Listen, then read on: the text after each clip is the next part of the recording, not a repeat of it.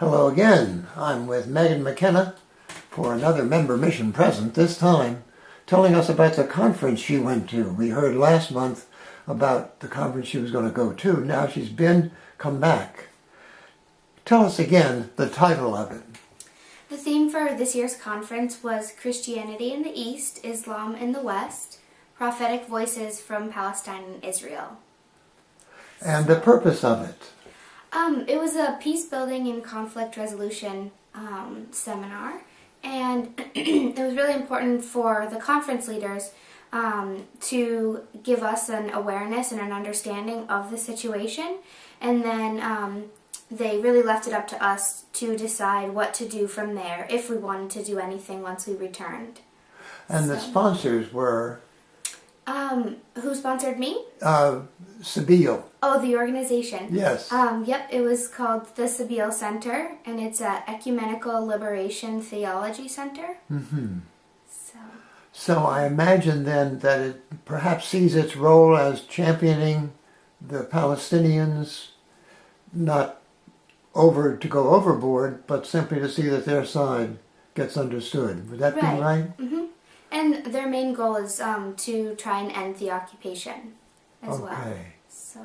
Good and clear. And then I guess, if I'm thinking right, that the idea was that you be on the scene, see what's actually going on, mm-hmm. and that'll give you the best basis for playing a role in any kind of settlement, any freedom of occupation. Mm-hmm.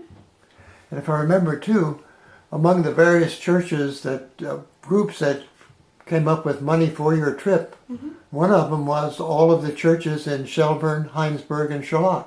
Right, the SHIP organization. Yeah, I think that's great to have that broad backing. It is great to have that kind of support right in my own community. Sure.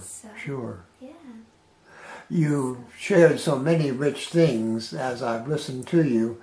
For our viewers here, you talked about the housing disparities. Could you those were broad categories, powerful. So could you review them? Sure. For me, especially when I first entered the country, one of the main differences that I noticed was between the Israeli section of town and of Jerusalem and the Palestinian sector, because the Israeli sector of town is very, very well organized, very systematic. They have running water, electricity. They have regular access to garbage pickup and disposal and a regular mail system, mm-hmm. things like that. Very nicely paved roads and lots of greenery around. And then the moment you cross into the Palestinian quarter, that all changes. The buildings are almost in shambles. They're falling apart. The roads are not well kept. They don't have a regular mail system. They have to go to a post office and get their mail because the houses aren't numbered.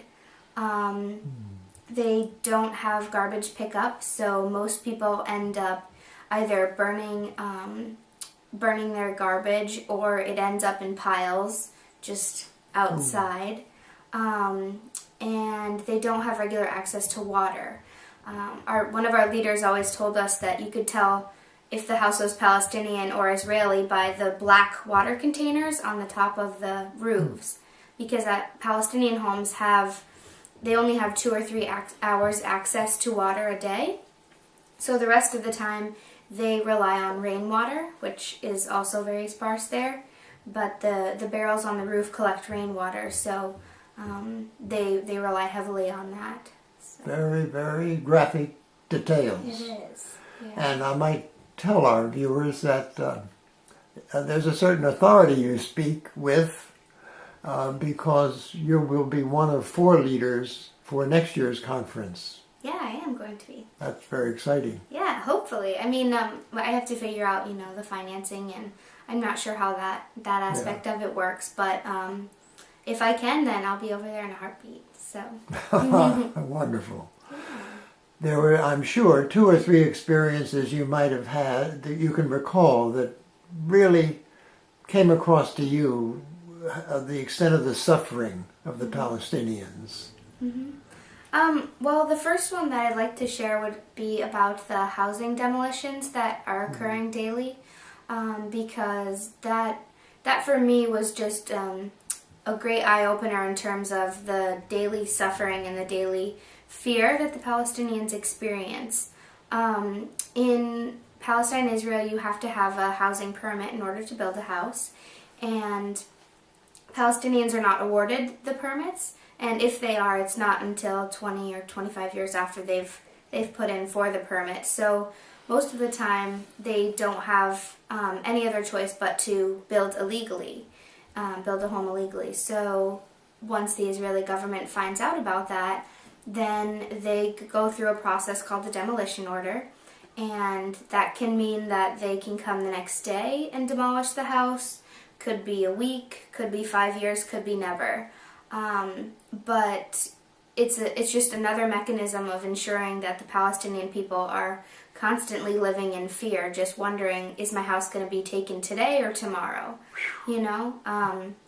And hearing different accounts of families who have had to go through that, not just once, which is heart-wrenching enough, but multiple times.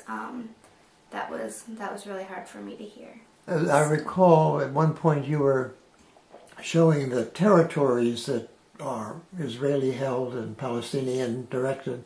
Mm-hmm. Something like only 9% of the West Bank is controlled by Palestinians. Mm-hmm. And the huge rest of it, the rest of it, some huge percent, is really controlled by Israel. Mm-hmm. Yeah, it's actually 8.3% of the total landmass that still belongs to Palestinians, so that includes Gaza as well.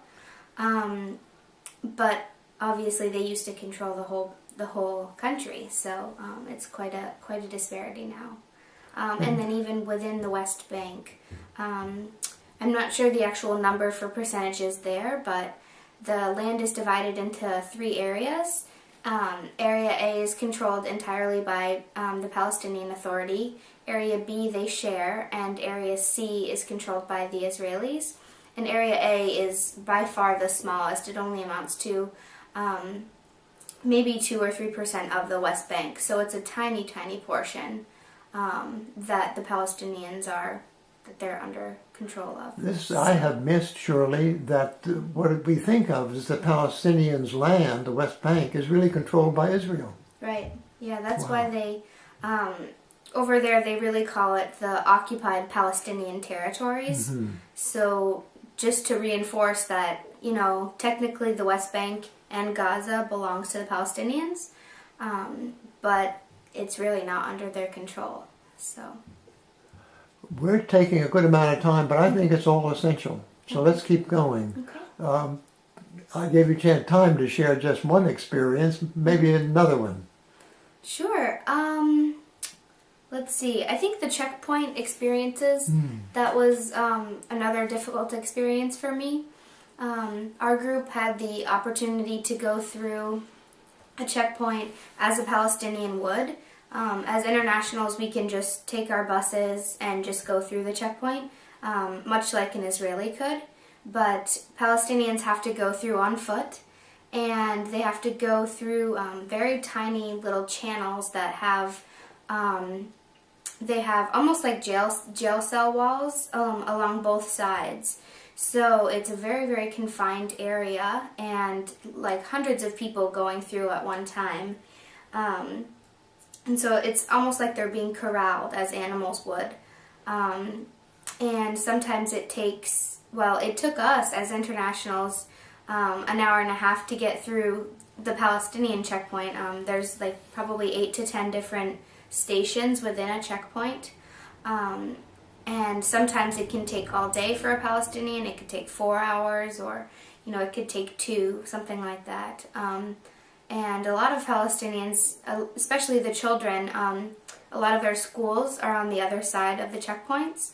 So they have to cross early in the morning just to get to school on time. And the same thing for adults who work on the other side as well. So. And if a child has chemotherapy or something that right, has to go by him or herself? Right, because in order to cross the checkpoint, you have to have a permit to do so. And permits are not often awarded to Palestinians, especially if they're not Israeli passport holders. And so if a child has to go across for, chemotherapy or has a serious medical condition, often their parent is not awarded a permit as well.